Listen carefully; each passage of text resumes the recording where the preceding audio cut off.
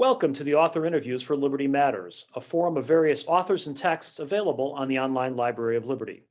The Online Library of Liberty is part of the Liberty Fund network of websites. For more information about Liberty Fund, visit our webpage at www.libertyfund.org. I'm Pat Lynch, a senior fellow at the Liberty Fund, and today I'm joined by Andrea Branchi, who has written one of the response essays for our October 2020 forum on Bernard Mandeville and F.A. Hayek. If you'd like to watch any of the other interviews by the authors in this forum, or for any of the other interviews in this series, please visit our YouTube channel. A link to the forum itself on the Online Library of Liberty is also on our YouTube channel. Andrea Branchi is a faculty member at the American University of Rome. His teaching and research cover a wide range of topics within philosophy, politics, and the history of ideas, with a special emphasis on the works of Bernard Mandeville, 18th century British moral philosophy, the history of the idea of self-love and self-interest, and military history. Professor Branchi has published 2 books in Italian, one on the history of science and technology published in 1999, and the other, an introduction to Mandeville, published in 2004, as well as several scholarly articles and essays on moral and political philosophy, military history, and the history of ideas. He has translated into Italian and edited Mandeville's Inquiry into the Origin of Honor and the Usefulness of Christianity in War. He also collaborates as an historical researcher, consultant, author, and screenwriter with various Italian and international producers and broadcasters of historical documentaries and TV fictions with historical settings. Most notably, he is the author and director of the documentary The Boys of the 51st Battalion on the Battle of Montelungo and the role of Resistenza Militar in the War of Liberation against Nazi fascism. It's a great pleasure to welcome Andrea Branchi to the Author Interviews. Andrea, thank you for taking the time to speak to us. Thank you for this invitation. I truly appreciate this colloquium, this entire structure of conversing among scholars. It's been a it's been a great conversation. I've really enjoyed the back and forth. And what I found particularly interesting is Mandeville is this figure that a lot of people have a very stereotypical view of, but you guys have done a tremendous job of showing the multifaceted sides of him as a thinker, and I'm very, very impressed, and I'm anxious to dive right into our interview. One of the things that comes out in your interview right away is this distinction that you make between what Mandeville, or what you refer to as self-love and self-like. Now, for a modern audience, that seems like a strange distinction. Can you elaborate on that distinction for us, for our viewers, a little bit more, and help them understand how that gives them insights into the way Mandeville viewed politics and also society? Right. So I begin with self-love and self-like. And so Mandeville, already in his first writing, let's say that, first of all, we may say that Mandeville's fame is tied most exclusively with the fable of the beast. So somehow the big quarrel over the fable of the beast and the big discussion somehow casted a shadow on all the other writings by Mandeville. For example, he collaborated. Mandeville began his analysis of the relativity of human values from female virtues. He wrote as a female author, and he worked on the female Tatler against the Richard Steele Tatler. So he began writing on women as a woman with this female voice. I'm saying that, and then he wrote poetry, and he wrote a medical treatise, and he wrote a book on religion, and he wrote a book on honor and the fable of the beast, and a book on prostitution, and he wrote about various. I'm saying that his complex project of inquiry into the basic of human nature is a very large project, and we somehow only one part only part of this theory made him famous somehow. And I'm referring to the female Tatler because he's in the pages of the female Tatler. Is already in 1709. He began to distinguish between. He says men are lovers of self-preservation, but also and overall great admirers of praise. So his idea of, for Mandeville, self-love is somehow connected with the fear of death, with the self-love for Mandeville is somehow coincident with the instinct of self-preservation, with kind of an animal instinct of self-preservation. And self-liking is what he called love of praise, self-esteem, pride, vanity, all these other passions which makes Mandeville's egoism already social, if you see what I mean. So for Mandeville, in a nutshell, we can say that Mandeville's spontaneous order, comparing Mandeville's idea of spontaneous order with Hayek's, relies much more on the dynamics of search for approval, love of praise, self-liking, rather than the dynamics of self-love. So Mandeville's spontaneous order and those shared system of moral sentiments rely, as I said, much more on self-liking, on the search for this people approval, which is not always coincident with self-interest. Correct. Yeah. And so, if I may cut in here briefly, this is a really interesting insight, because the distinction almost suggests that Mandeville is a sort of a transitional figure between Hobbes on the one hand and Smith on the other. And this was a question. The question I asked Miko too about how distinct they are from Smith, how distinct Mandeville is from Smith. So go ahead. You know, you're right, because somehow Mandeville, maybe we may have different ideas with Miko if Mandeville was an hobbyist, was accused of hobbyism, and some of his writing were a reaction to this accusation. As a matter of fact, I believe that already in his first writing, he's taking the distances from Hobbes. Actually, Hobbes is his polemic objectivist. Force is not enough to build a society. There's a series of references to Hobbes, and what Mandeville adds to this is the search for approval, which is an incredibly strong drive for Mandeville. So I was saying that men are dominated by self-liking, search for approval, what Miko calls in general, rightly called self-esteem, and self-esteem is not necessarily always coincident with self-interest, not even with basic self-preservation, as according to Mandeville, demonstrated by the diffusion of the practice of dueling. For Mandeville, the success, the diffusion of the practice of dueling among his contemporaries, among those polite gentlemen which are supposedly better equipped with this natural sociability, as a matter of fact, the diffusion of the practice of dueling is the evidence that fear of shame is much stronger as a motivation than fear of death. Well, in this sense, though, that brings him much closer to somebody like Smith and moral sentiments, and the extent to which approbation and role model and these types of moral virtues, whether they're utility maximizing or not, because obviously, if your honor drives you to engage in life-threatening behavior on a regular basis, it's not necessarily consistent with what we would think of as a utility maximization model in basic micro. But it is much more consistent with the observations that Mandeville had. When you started off pointing out that he was a woman, many of his first patients were women. He treated women frequently as when he was a medical physician, if I'm not mistaken. Is that correct? We don't know actually about this proportion, but what I'm saying that Mandeville is fascinated with these unwritten values. So it talks about his main interest, I believe, and I'm working on a book on this issue on honor in Mandeville, male and female, actually female and male honor. So Mandeville has devoted a lot of interest on the issue of the double standard by which we judge men's and women's sexual behavior. To say that this is, I mean, the idea of Mandeville, he loves to provoke and destroy, and it goes straight to the most touchy point among the sensibility of his contemporaries. So he talks a lot about chastity and courage. To argue that they're not grounded in any ideas of moral virtue or any God-given principle, but they are simply the result of fear of shame. Which go ahead.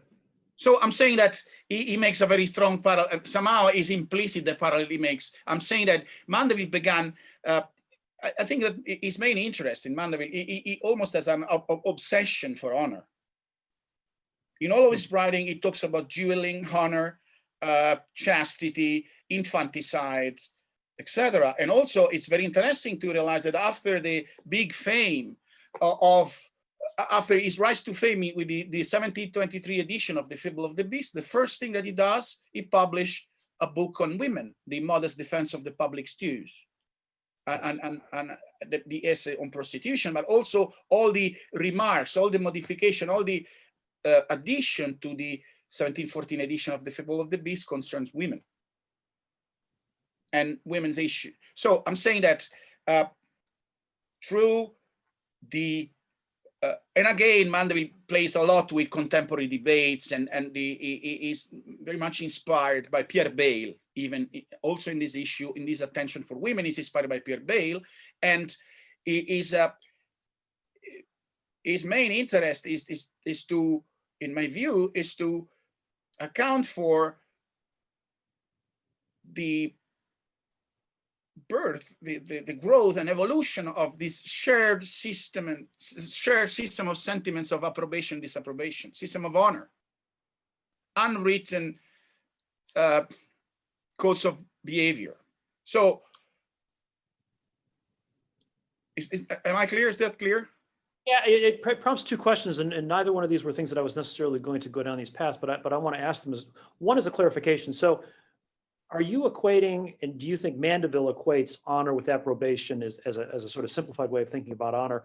And then secondly, if you could talk a little bit about his writing on women and the essay on public stews, because the Mandeville that you're describing, of course, is a Mandeville who's out there, right? He wrote on public stews, and it's a very controversial piece.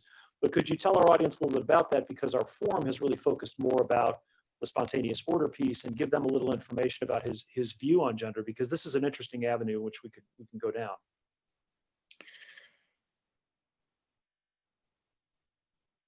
Well, as I said, let's say that Mandeville he works on women now. Oversimplifying, there are two main periods in which he writes on women.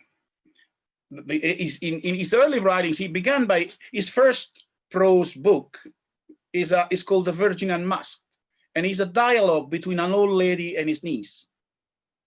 And the two women, they talks about politics as well. So, and the entire book is a way to cheat a would-be publisher of pornographic books, because the title itself and the first scenes of the dialogue it's again Mandeville making fun of his readers, making fun of his public, making fun of his contemporaries, denouncing the hypocrisy and the ridiculous aspects in the life of his contemporaries. You got these two women which are talking, they begin in the first lines with a style that could be connected with this pornographic book, coming from a tradition that goes back to Pietro Aretino. And also the title is very precise, and the idea of an old lady instructing and the young niece, etc. But also is a tradition which gives a special room for female pleasure, which was not addressed, in any other kind of writing. So Mandeville takes he plays this trick, and then you got these two women defending the fact that women should be educated. They have no access to instruction. And again, in the female Tatler, you got two sister journalists defending the fact that women should study, should have access to education. It is a dramatic call for an equal stand and for equality on education. So we are silly, says one of the women character created by Mandeville. We are silly because we are bred to be silly. Men are taught to go to the universities and got masters, school masters, etc. We just, and here he uses an expression, I remember actually, maybe to create a piece of filigree work, he used an expression which is actually the same expression used by François Poulain de la Barre, which is a French proto-feminist, which inspired Bale, and then Mandeville evidently knows well. So somehow he uses, it drags into, Mandeville has this very complex and rich continental background in which he was using the most recent studies in physiology and the latest discovery in medicine, also in terms of female anatomy. And also he relies upon this big stream of feminist writing, Poulain de la Barre and Pierre Bayle, and also on the Dutch debate on women's education, etc. So his pieces are a plea for women's education, and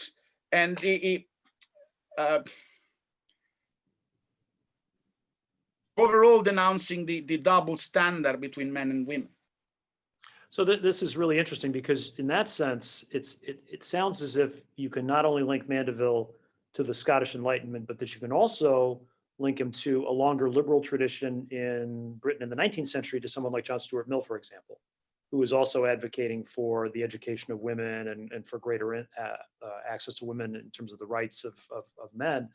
So his roots are really much deeper and much broader than simply the fable of the bees. And thank you for enlightening that. That's really, really interesting. And I think that's a Mandeville that I was not very familiar with. No, that's honestly, that's been my interest, and the research I'm working on and the book I'm preparing actually covers all of his writings, searching for trying to follow the thread of his debates or interest on honor and in all of it, honor and codes and shame and education to shame in all of his writings. And as you remember, many years ago, my first work on Mandeville was on his last book, An Inquiry into the Origin of Honor, the Usefulness of Christianity in War, which is somehow the third volume of the Fable of the Beast, which it's why Mandeville decided after the second part of the fable, as we know it, to write a book on honor.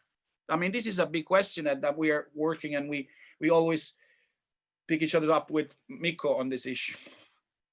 On the third fable of the beast. So this helps us transition into one of the questions I actually did want to ask you, and that this is regards to this public piece of honor, because you're interested in dueling. I was struck by a sentence that you've got in your essay, and let me read it here so that the audience our viewers can hear it. In your essay, you write of politicians, the imaginary reward that the lawmakers devised to repay individuals for the trouble of self-denial was praise for those who subordinate their inclinations to public welfare, and blame directed at those who indulge their appetite. So this is essentially a claim to self-sacrifice. It's interesting because on the one hand, it suggests that Mandeville's economics is sort of conventional self-interest driving output, but that his political views are extremely different. Can you talk a little bit about the distinction between the way he views markets and the way he views politics? And is this just a way for him to try to drive solving these public goods questions that you and Dario and to a certain extent Mikko are also interested in your essays? That's a very big question. I specialize in big questions. It's an occupational hazard at Liberty Fund. Again, I think that the main point is the role of the politicians here.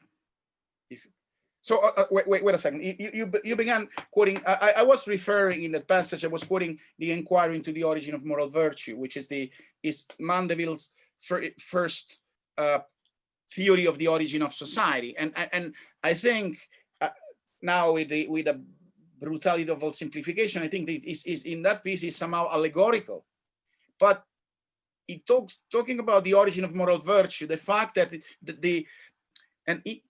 he says that society was invented by some clever politician. This is the first version that of the first study of Mandeville on the origin of society. In his later writing will be the theory of the spontaneous order, a gradual process, the steps, the stadial theory, etc. But in the Fable of the Beast, in the first edition, and this is something that everybody attacked him for this. He said that society was invented by some clever politician in a manner which is somehow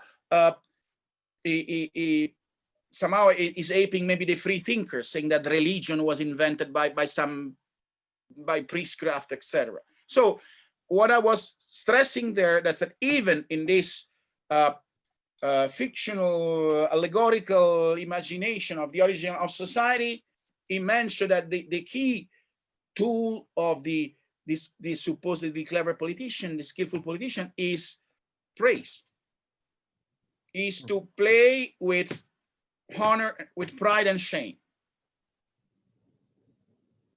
And This shame was is, my point. yeah, no, go ahead, please continue. So that's another point. So humans, according to Mandeville, humans are so sensitive to shame that may kill themselves in dueling.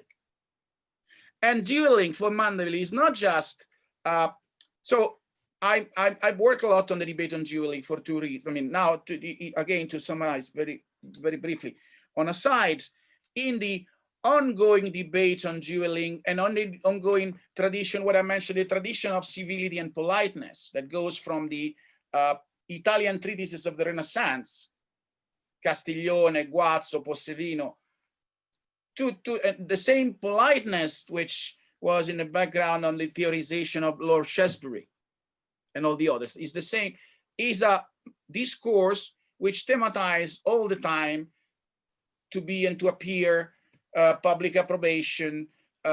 So what I'm saying, when Mandeville talks about this, he talks about the origin of society and talks about this proud individual, very sensitive to shame. It's a commonplace since the Renaissance in the tradition of civility and politeness literature. So on a side, Mandeville got all this debate on self-esteem ongoing since the Renaissance in that kind of and many of his references to dueling and to other codes of honor are very well grounded in this tradition.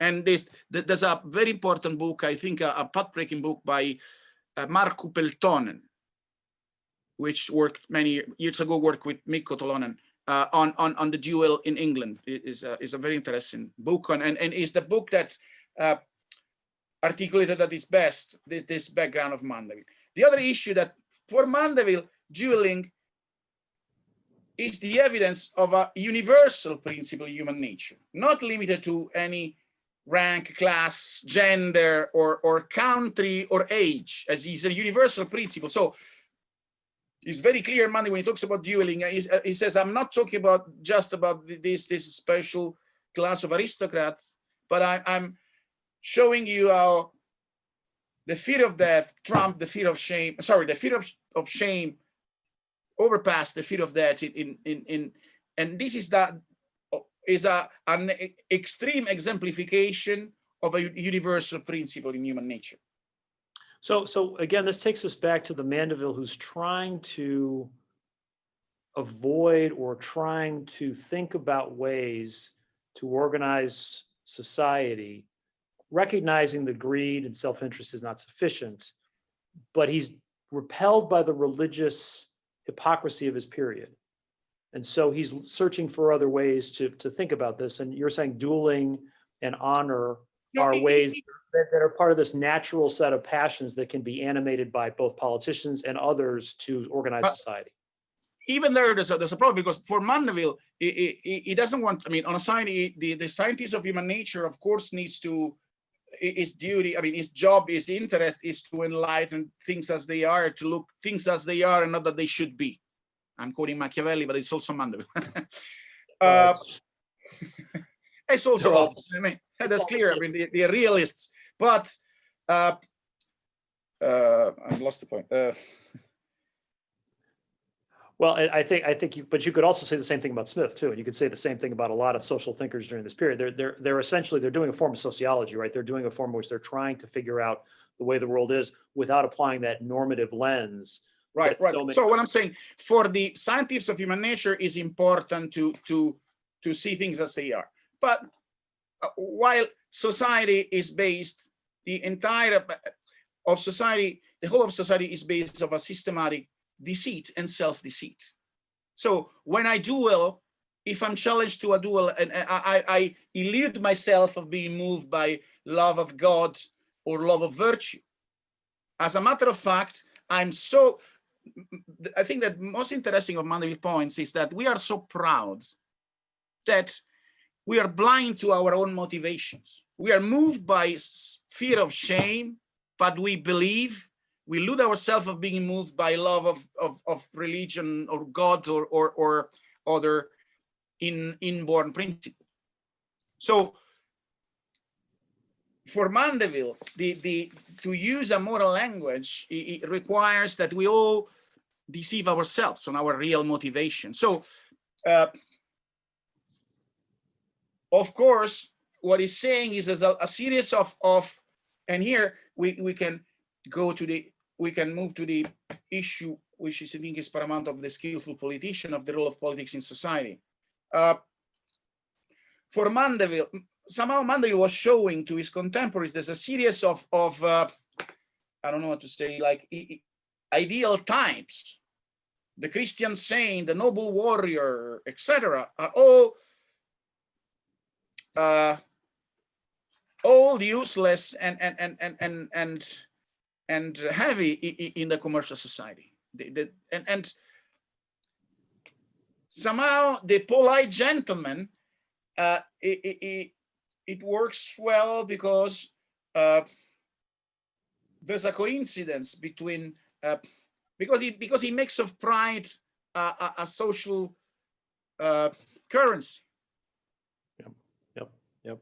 It's Sorry, not. I hope I made myself clear. No, I think that makes a lot of sense, because what you're suggesting is that, you know, the characterization of Mandeville is simply that greed and self-interest is sufficient.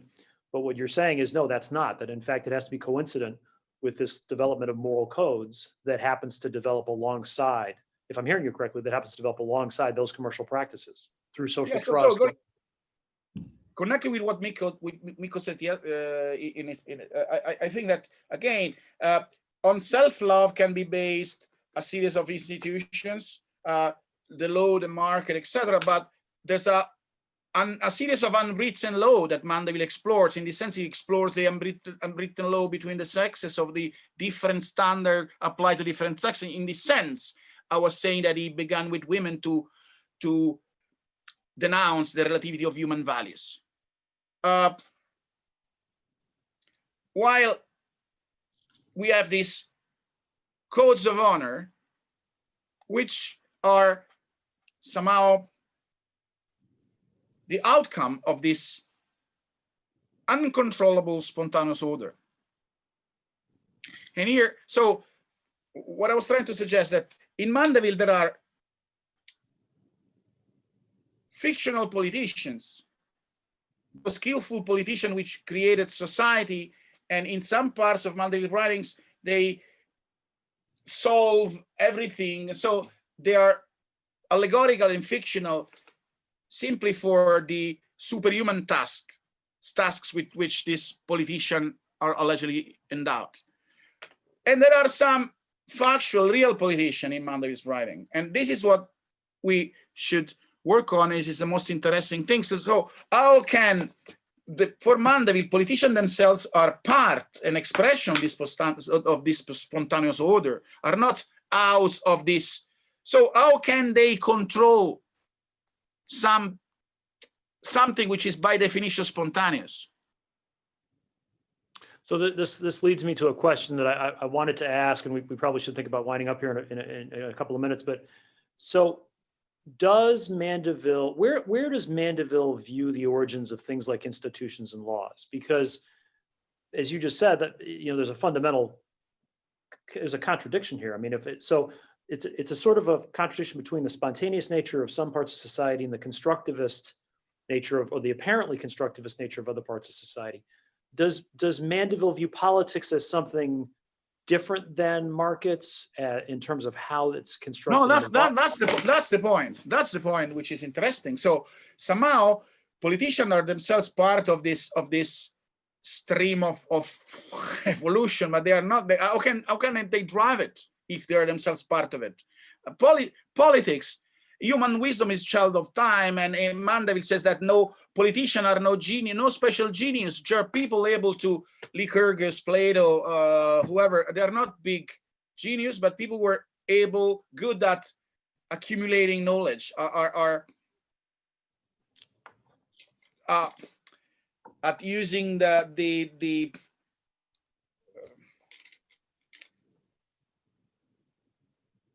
laws are nothing but the accumulation of a process by trial and error, and in many cases, what is fascinating for Mandeville is that not even the invention of writing is external to this non-providential construction of society. It's all spontaneous. It's the result of an evolution, of a spontaneous evolution. Also, the laws are the result of a spontaneous evolution, and the law he makes the example of a warship. So nobody has ever planned the history of shipbuilding, but we, mankind, we get from the first canoe carved in a piece of wood to such a complex machine divided into myriads of parts, as probably is the most complex technological tool in the early 18th century, a warship. So all this in Mandeville is complicated, as I was saying before, by the fact that he used politician and politics in a metaphorical way. But there are some, as what you call constructivist elements. So the politician, that's what Mandeville says, even for the Marxists, the order is not spontaneous without the intervention of a politician. And here too, it's very hard to grasp what he's talking about. The only example of a real politician he ever does in all of his writing is when he talks about Oliver Cromwell. Talking about, and he says that this, I don't remember how he insults him. He said that this wicked hypocrite, something like this, but he did the best for England. And what he did, he was playing at the time was fashionable. In the sense, I'm saying politicians, they have to play with what they found they found at in their age, what is the model type of honorability, and